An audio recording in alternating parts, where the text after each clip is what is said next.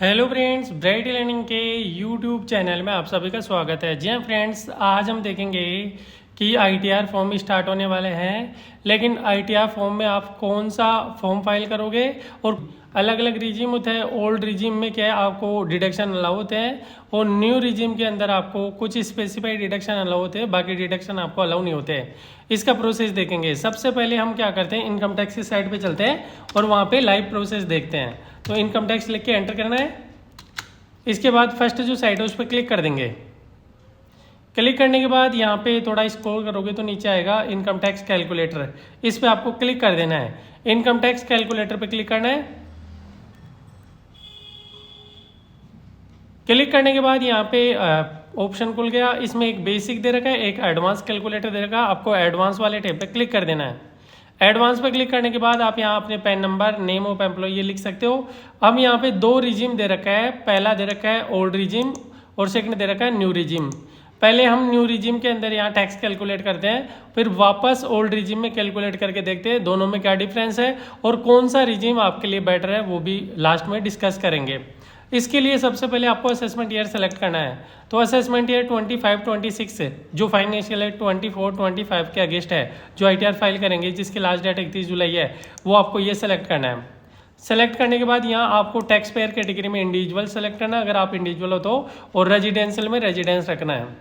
इसके बाद यहाँ पे आता है बिलो 60 ईयर, 60 to 79 और अबो 80 ईयर। तो नॉर्मली केस में क्या होता है, बिलो 60 ईयर होते हैं तो बिलो 60 ईयर यहाँ पे सेलेक्ट कर लेते हैं हम। इसके बाद यहाँ पे लास्ट डेट आ गई 31 जुलाई 2025 और आज की जो कैलकुलेशन की डेट है वो आ गई 25 मई।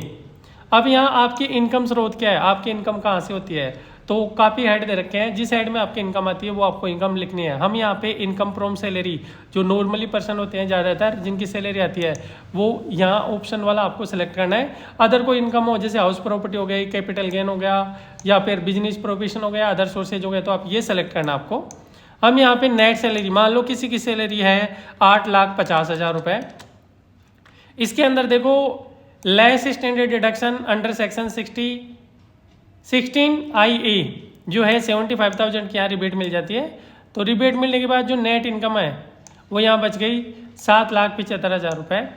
इस पे देखो कैलकुलेट करके गवर्नमेंट ने यहाँ निकाल रखा है और लास्ट में आप नीचे लोगे तो यहाँ पे total tax and interest payable आ रहा है, जिसके अंदर 30,610 रुपये का यहाँ पे टैक्स बन रहा है। टोटल 8,50,000 की अगर कोई की सैलरी इनकम है, उसकी कोई डिडक्शन नहीं है, तो 30,610 रुपये उनको क्या टैक्स पे करना पड़ेगा।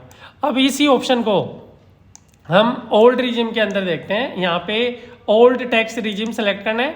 ओल्ड रिजिम सेलेक्ट करने के बाद बाकी चीज़ें हम सेम रखते हैं। सैलरी भी हमने यहाँ पे सेम रखी है। अब यहाँ पे क्या आपको डिडक्शन मिलेंगे। डिडक्शन के लिए यहाँ पे एक ऑप्शन आ जाता है डिडक्शंस, और यहाँ प्रोवाइड डिडक्शन इन डिटेल्स पे क्लिक कर देना है। क्लिक करने के बाद डिडक्शन अंडर सेक्शन 80C, तो अलग अलग सेक्शन यहाँ पे दे रखा है। जैसे 80C में क्या क्या आता है, LIC आता है, PF आता है, PPF आता है, NSC आता है, कॉपी पेमेंट यहाँ पे आता है, और लोन का रीपेमेंट वगैरह अमाउंट जो है वो यहाँ पे आता है। 80C के अंदर मान लो हमने टोटल इन्वेस्टमेंट कर रखा है 90,000 रुपये का, वो लिख देंगे। इसके बाद है deduction under section 80CCC payment in respect of pension fund. अगर कोई अमाउंट हो तो आप यहाँ पे वो भी लिख सकते हैं। तो मान लो हम यहाँ पे 10,000 रुपये लिख रहे हैं, हमारा 10,000 रुपये अमाउंट है। इसके बाद में है deduction under section 80CCD/1 employee self employed contribution towards NPS national pension scheme में अगर मान लो कोई इन्वेस्टमेंट है तो वो अमाउंट यहाँ लिखते हैं हम, 15,000 रुपये यहाँ पे लिख देते हैं।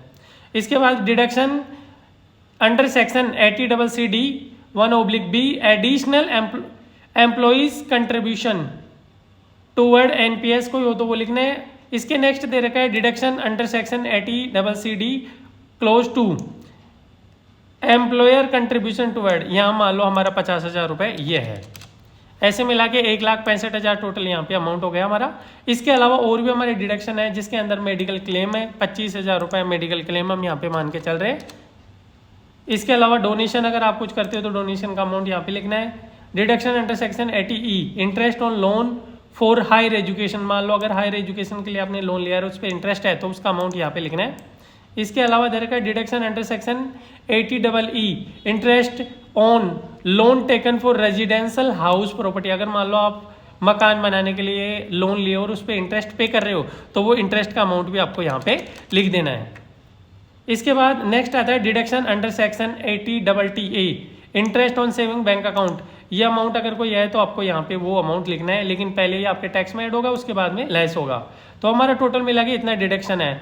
अब हम यहाँ पे देख रहे हैं कि इस हिसाब से हमारा जो टैक्स बन रहा है वो कितना है, तो 27,270 रुपये टैक्स बन रहा है। लेकिन मान लो हमारा डिडक्शन और हो, जैसे मान लो यहाँ पे हम डिडक्शन बढ़ा देते हैं और 80CCD क्लोज 1 के अंदर जो है वो यहाँ पे हम 50,000 रुपये ले लेते हैं।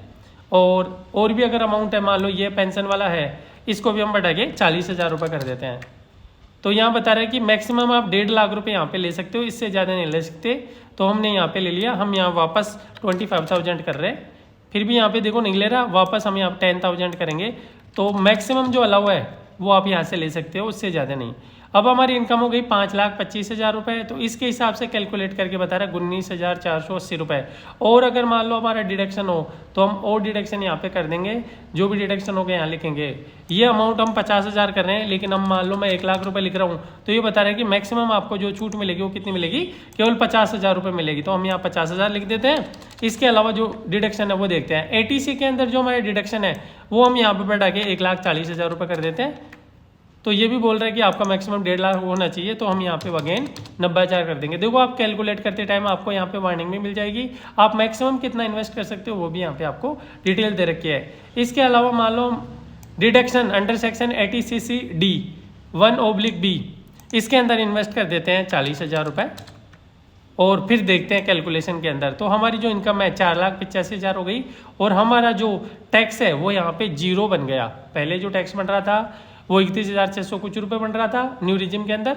फिर ओल्ड रिजिम के अंदर भी हमने बारी बारी से डिडक्शन को घटा के, कम करके, जोड़ के, जैसे भी किया है कैलकुलेशन किया, उसके बाद हमारा टैक्स जो है वो बढ़ता जा रहा है, कम होता जा रहा है। और लास्ट में हमने देखा कि हमारे लिए अगर मान लो आप, हमारे लिए जो है ओल्ड रिजिम क्या है, बेटर है। तो ओवरऑल रिजल्ट ये निकलता है कि अगर मान लो आपके पास डिडक्शन ज़्यादा है तो आपके लिए ओल्ड रिजिम बेटर है, और अगर मान लो आपके पास डिडक्शन नहीं है, बहुत कम है, तो आपके लिए न्यू रिजिम बेटर है। तो इस प्रकार से आप ITR फाइल करने